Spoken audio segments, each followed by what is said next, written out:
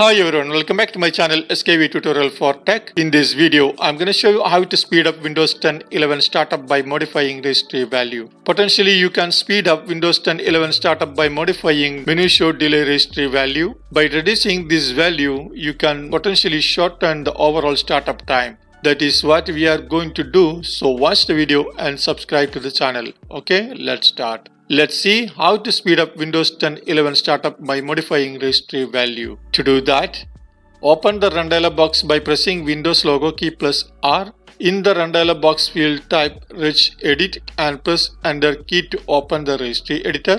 In the registry editor, navigate to the following paths by double-clicking to expand HKEY current user key folder like this. Then click to expand control panel key folder like this. Then select the desktop key folder and then go to right pan. In the right pan, scroll down the cursor until you find either menu show delay registry key and double click on it and then modify it.